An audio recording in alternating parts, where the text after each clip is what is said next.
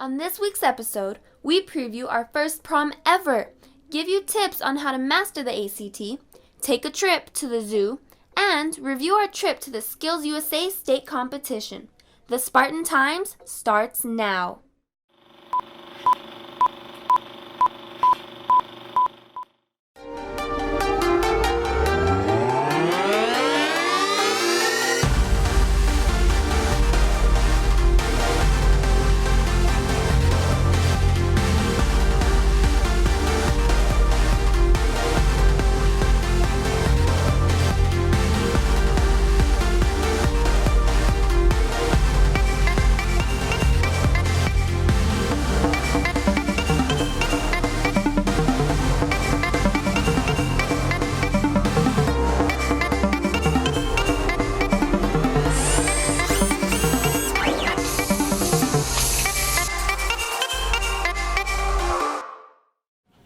Hey guys, welcome back to the 11th episode of the Spartan Times. I'm your host Anthony Galan, and today we'll be covering various topics. Starting off with the ACT test, here's Cheryl with the information.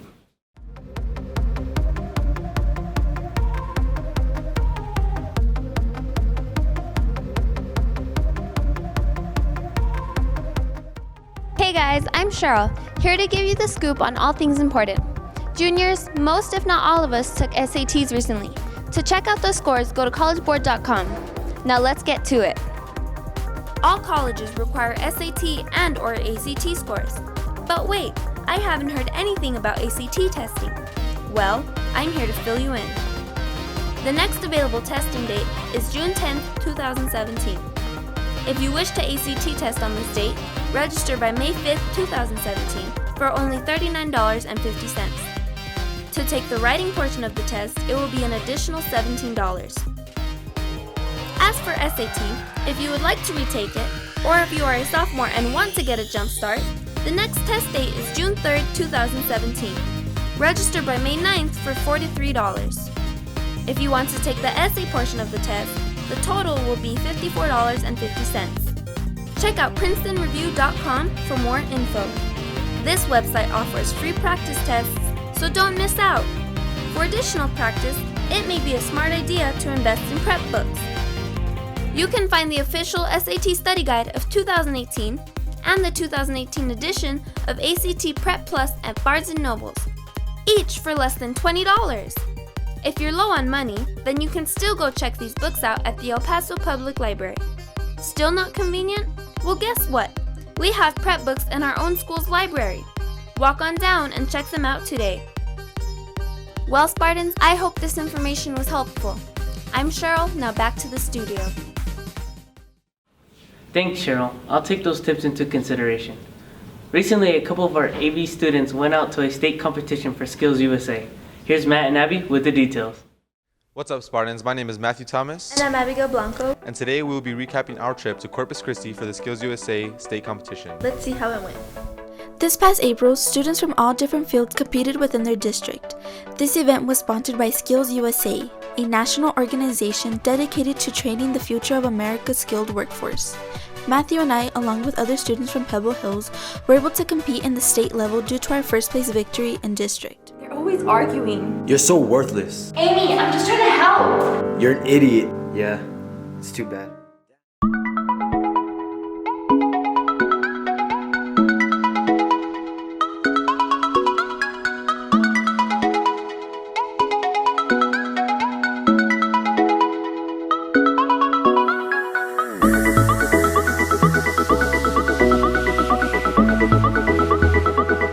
How I felt about winning first place in district was, we were pretty confident because our group, we worked hard for it and everything, but we didn't expect it, but it felt pretty good. It was pretty exciting since we were juniors and this was our first year competing.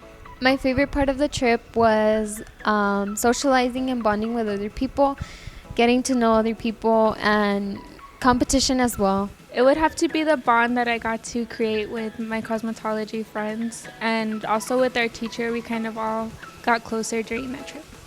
We were not disappointed, but we were like, I guess, I don't know how to say it, but like honestly we thought we were gonna be first through third place. We were very disappointed, and especially as president, I was kind of, pressured by it because I knew I played a big role in it.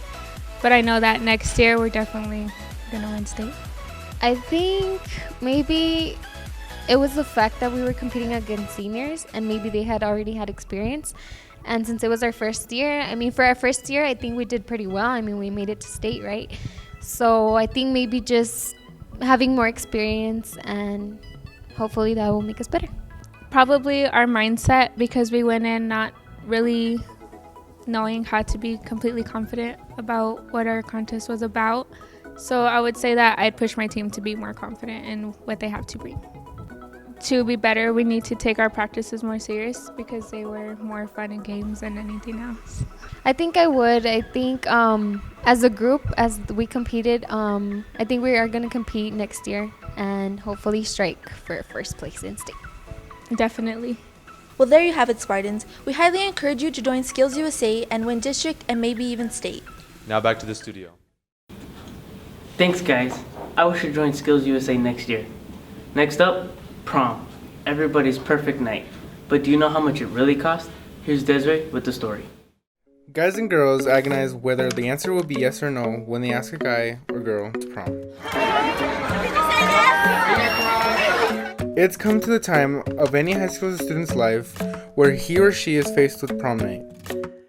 It's special to me because my girlfriend lives really far away, and she told me that she's gonna come down all the way from where she's from to be with me during prom, and the initial prom date was on my birthday, so that's also really cool. I think it's really cool that we're having a prom right now. It's making us feel like in actual high school, and I think that slowly we're working on it. And even though a lot of people think this is kind of silly, I've always been the type, growing up, prom, so finally it's happening, and I think that's really cool.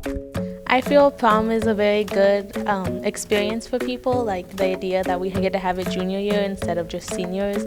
I feel like it's a very early experience for us, and we get to know, feel what it is to have an actual high school experience. Since we don't have any seniors, it makes us feel like we can be the seniors without having to be looked down upon, I guess. The history of prom can be traced back to the 19th century. It began with American universities for the graduating class of each year. Finally, teenagers began pushing the idea of prom for high school, and by the 1940s, the event had taken hold. As much as prom night sounds great, do you know how much money goes through this one night? From proposal to the dinner.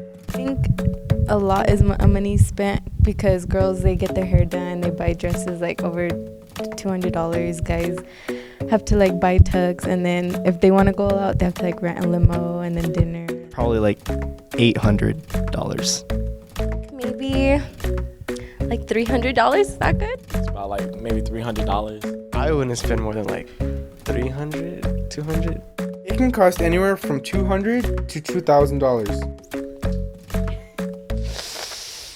You may decide to go out and eat, and that can cost you up to $130 depending where you go. Hair, makeup, nails, and etc. can be anywhere from $30 to $300. Most prom dresses cost between $100 to $400. Renting a limo can be an extravagant option, but very common. The cost can be anywhere from $200 to $500. Since prom is one of our last high school experiences, it's a night to be very outgoing. That way you don't have to spend the rest of your life wondering, what if?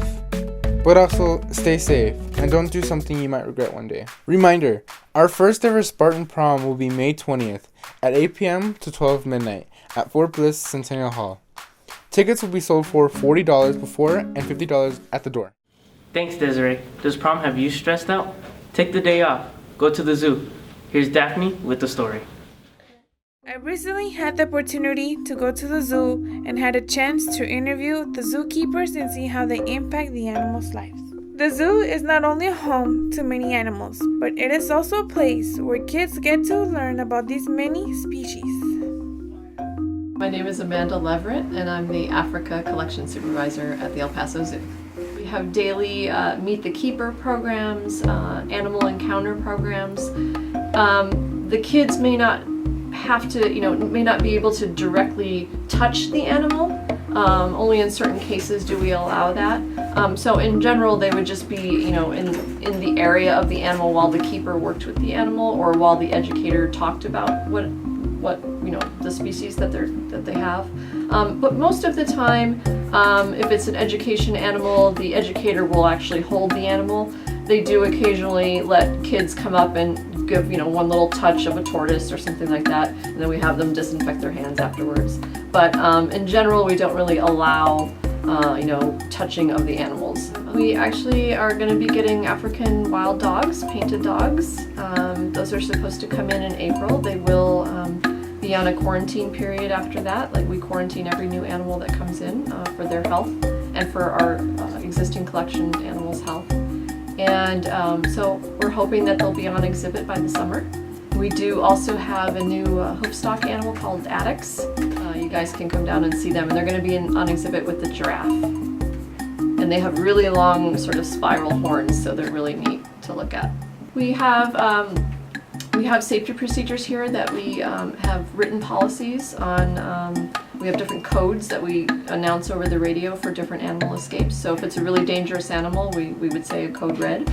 And we practice these procedures several times a year. We have actual practice drills where we pretend that an animal has escaped, and everybody involved goes through their routines of what they're supposed to do. And we do have a veterinary team that can respond with tranquilizer equipment, and we do also have a weapons team here on staff.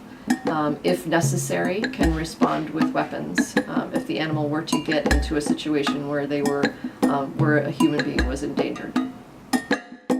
Thanks to Art Aguirre and El Paso Zoo, I got a further experience. Hopefully you will visit these new amazing animals at our hometown zoo.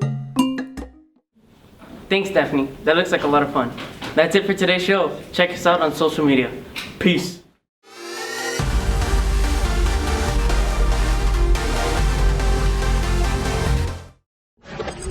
Ah.